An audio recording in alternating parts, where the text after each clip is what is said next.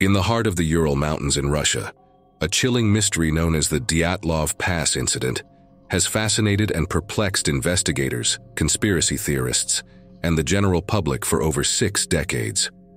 On a cold February night in 1959, 9 experienced hikers set out on an expedition but never returned. What was meant to be a challenging yet manageable journey turned into a nightmare, with all 9 losing their lives under mysterious and terrifying circumstances. The events leading to their deaths have sparked countless theories, from natural disasters to military experiments and even supernatural forces. Despite numerous investigations, the true cause of the tragedy remains elusive, making the Dyatlov Pass incident one of the most enduring mysteries of the 20th century. Please take a moment to hit the like button and subscribe to our channel for more fascinating stories like these. The group of 9 hikers, led by 23-year-old Igor Dyatlov, were all students and graduates of the Ural Polytechnical Institute. They were experienced mountaineers, accustomed to harsh conditions, and had successfully completed similar expeditions in the past. The group consisted of 7 men and 2 women: Igor Dyatlov, Zinaida Kolmogorova, Lyudmila Dubinina, Alexander Kolevatov, Rustem Slobodin, Yuri Krivonishenko, Yuri Doroshenko, Nikolai Thibault-Brignol, and Semyon Zolotaryov. Originally, there were 10 members, but one of them, Yuri Yudin, had to turn back due to illness early in the trip, unknowingly saving his life. The expedition's goal was to reach Otorten, a mountain about 10 kilometers north of the site where the incident occurred. The route was classified as a Category 3, the most difficult, but the group was well prepared. They began their trek on January 27, 1959, from the small settlement of Vizhai, the last inhabited place before the wilderness. The hikers kept diaries and took photographs, documenting their journey up until their mysterious deaths. When the group failed to return by the expected date, a search party was organized.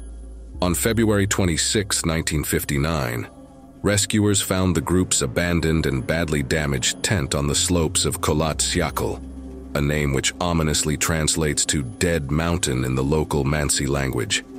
The tent was found to be cut open from the inside, and all the hikers' belongings, including their shoes and warm clothing, were left behind.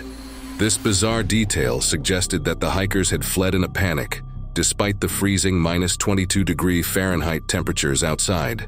The first 2 bodies, those of Yuri Krivonishenko and Yuri Doroshenko, were found at the edge of the forest, near the remains of a small fire.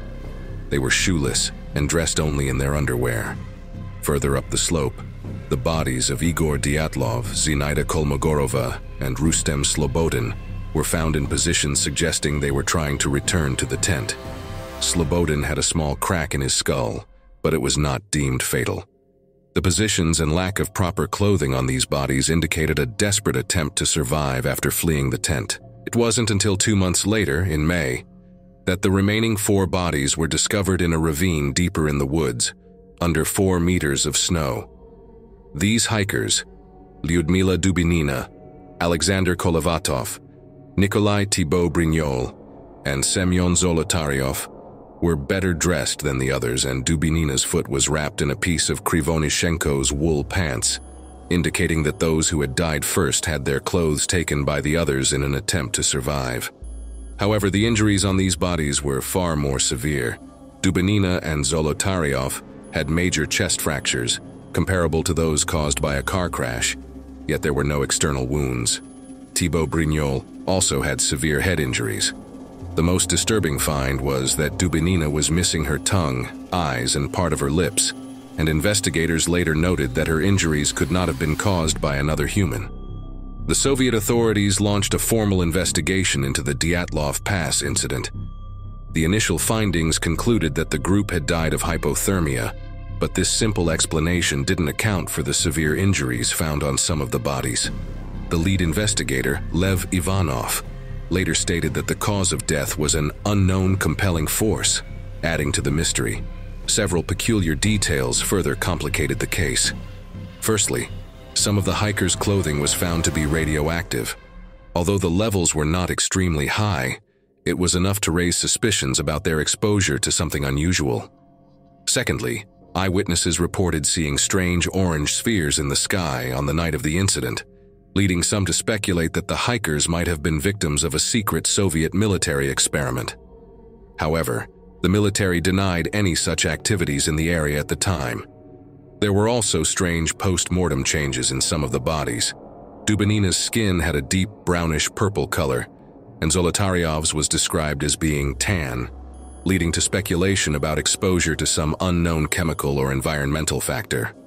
Additionally, the forensic reports mentioned that the injuries to the hikers were so severe that they couldn't have been caused by another human, yet there was no evidence of an avalanche or other natural disaster that could explain the trauma. The Dyatlov Pass incident has given rise to a multitude of theories over the years, each attempting to explain the bizarre circumstances surrounding the deaths of the 9 hikers. One of the most widely accepted theories suggests that the hikers were forced to cut their way out of the tent due to the threat of an avalanche. In a state of panic, they fled into the freezing night, inadequately dressed, which led to hypothermia and death. However, this theory has faced significant criticism due to the lack of typical avalanche debris and the fact that the tent was still partially standing when discovered. Additionally, the severe injuries found on some of the bodies, such as chest fractures and skull trauma, do not match those typically caused by an avalanche. Another theory proposes that a natural phenomenon known as the Kármán vortex street might have produced infrasound waves capable of inducing extreme fear and panic in the hikers. Disoriented and terrified, they could have fled the tent in a state of hysteria. While this theory offers a potential explanation for their sudden flight, it falls short in accounting for the severe physical injuries observed on some of the victims. Some speculate that the group may have accidentally stumbled upon a secret Soviet military test, possibly involving parachute mines, leading to their deaths either by an explosion or as a result of encountering soldiers. The discovery of radioactive traces on some of the hikers' clothing and eyewitness reports of strange orange lights in the sky on the night of the incident lend some credence to this theory. However, there is no concrete evidence to support the idea of military involvement, and the Soviet government has consistently denied conducting any tests in the area at that time. More outlandish theories suggest that the hikers were attacked by a yeti or some unknown cryptid.